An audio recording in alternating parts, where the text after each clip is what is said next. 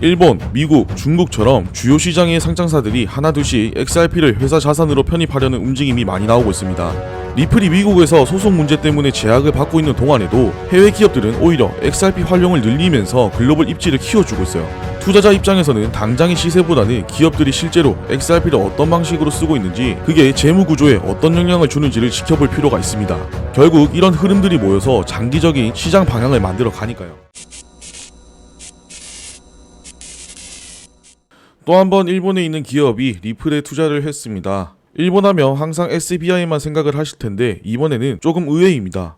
바로 게임을 만들어내는 회사인데 XRP에 1,700만 달러, 우리나라 돈으로 200억 원이 넘는 돈을 투자했다고 합니다. 게임을 만드는 회사가 왜 굳이 송금이라든지 결제 네트워크에 사용되는 코인에 큰 돈을 넣었는지 다들 궁금하실 텐데, 아마 영상 끝까지 보시면 왜 뜬금없이 일본의 게임사가 리플에 투자를 하게 됐는지 어느 정도 이해를 하시면서 고개를 끄덕이실 거라고 생각합니다. 올해 들어서 이 XRP를 재무 전략에 편입하는 기업들이 조금씩 늘어나고 있죠. 이 회사도 마찬가지로 XRP를 재무 전략에 편입을 했는데 아무 이유 없이 이렇게 큰 돈을 투자하지는 않습니다. 분명한 기대감과 이유가 있기 때문인데 그 부분을 이번 영상에서 하나씩 체크해 보도록 할 거고요. 예전에 비트코인도 ETF가 되기 전에 기업들이 먼저 사들이기 시작했었고, 이후에 ETF가 되면서 본격적으로 기관 자금이 유입됐었습니다. 지금 리플도 보시면 올해 초부터 기관들이 공격적으로 XRP를 재무 전략에 편입시키고 있어요. 이제 남은 건 ETF 뿐인데 이 부분은 아마도 10월까지는 조금 여유를 가지고 기다려 보셔야 될 것 같습니다. 자, 그러면 본격적으로 영상 시작하기 전에 구독, 좋아요 아직 누르지 않으신 분들은 잠깐 시간 내셔서 한 번씩 눌러주시고요. 알림 설정까지 해두시면 제가 올려드리는 영상에 대한 소식을 보다 빠르게 받아보실 수 있습니다.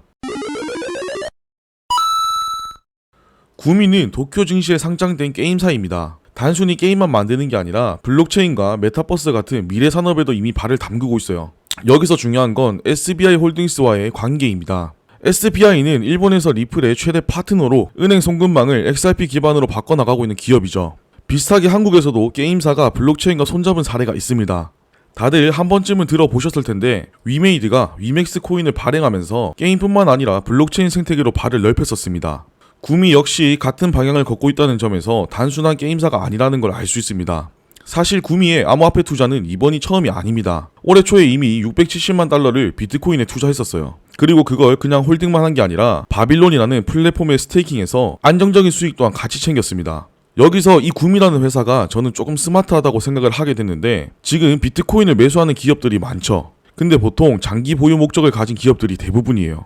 반면에 구미는 이걸 스테이킹해서 추가적인 수익까지 내는 방식을 쓰고 있는 거죠. 같은 코인을 사더라도 이 코인을 어떻게 활용해야 하는지 그 방법을 잘 알고 있는 회사구나 라는 생각이 들었습니다.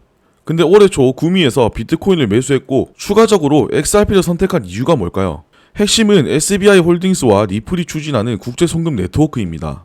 이 네트워크는 이미 일본과 동남아시아 은행들이 참여하고 있는데, 구미가 여기에 들어가게 되면 단순한 투자자가 아니라 직접적인 유동성 공급자 역할을 할 수도 있습니다. 비슷한 구조를 가진 회사가 뭐가 있냐면 미국의 JP모건이 자체 코인 JPM 코인을 통해 은행 간 결제망을 만들고 있죠. 구미가 XRP에 투자한 것도 방향은 비슷합니다. XRP를 보유하고 이 네트워크 안에 참여해서 직접 수익을 만들려고 하는 거예요. 첫 번째로 유동성 공급자 역할이 있죠. 해외 송금이 오가려면 그때마다 XRP가 사고 팔리는데, 구미가 보유한 XRP를 유동성 풀에 공급하면 거래 수수료나 스프레드 차익을 얻을 수 있습니다. 쉽게 말하면 환전소를 열어놓고 손님이 올 때마다 수수료를 챙기는 구조라고 보시면 되고요. 두 번째는 디파이 예치 활용입니다. XRP 자체에는 스테이킹 기능이 없지만 플레이어 네트워크 같은 별도의 블록체인이 생태계에 XRP를 연결해 예치하면 보상 구조를 만들 수 있습니다. 마치 은행에 예금을 맡기고 이자를 받는 것처럼 다른 블록체인 네트워크에서 XRP를 활용하는 방식이죠.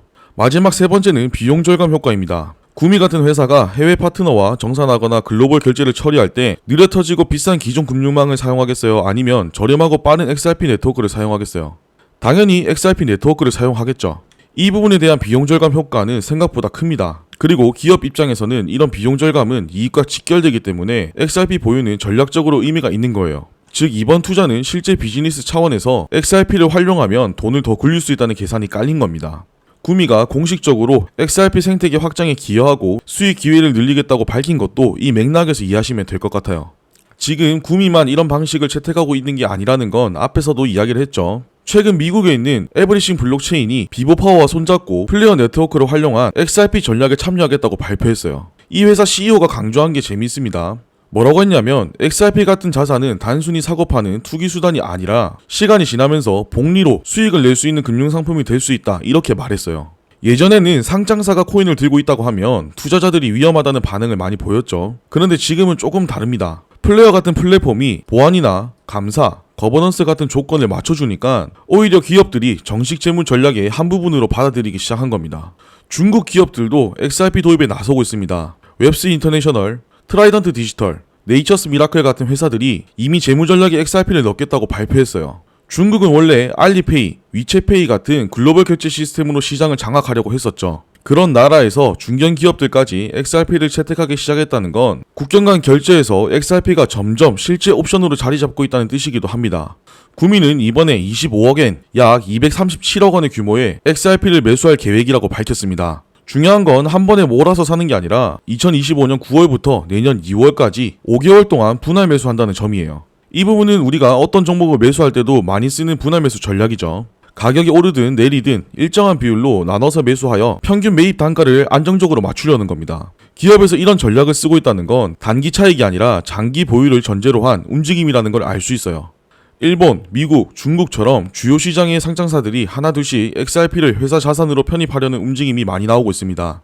리플이 미국에서 소송 문제 때문에 제약을 받고 있는 동안에도 해외 기업들은 오히려 XRP 활용을 늘리면서 글로벌 입지를 키워주고 있어요. 투자자 입장에서는 당장의 시세보다는 기업들이 실제로 XRP를 어떤 방식으로 쓰고 있는지, 그게 재무 구조에 어떤 영향을 주는지를 지켜볼 필요가 있습니다. 결국 이런 흐름들이 모여서 장기적인 시장 방향을 만들어 가니까요. 항상 여러분들께 해드리는 말이지만 너무 한 종목만 보시고 몰빵하거나 비중을 높게 잡아서 투자하지 마시고 안전하게 감당 가능한 만큼만 나눠서 투자하셨으면 좋겠습니다. 추가적으로 큰 변동성이라든지 빠르게 알려드려야 되는 이슈가 나오면 가장 먼저 정리해서 소통방과 네이버 카페에 내용도 올려드릴 테니까 참고하시고요. 이 지루한 흐름도 이제 조만간일 겁니다. 그때까지 다들 조금만 힘내시고 차분하게 기다리신다면 좋은 결과 꼭 가져가실 거라 생각합니다. 준비한 내용은 여기까지고요. 도움이 되셨다면 잊지 말고 구독, 좋아요, 그리고 알림 설정 꼭 한번 눌러주시고 저는 또 알찬 내용 준비해서 돌아오도록 하겠습니다. 감사합니다.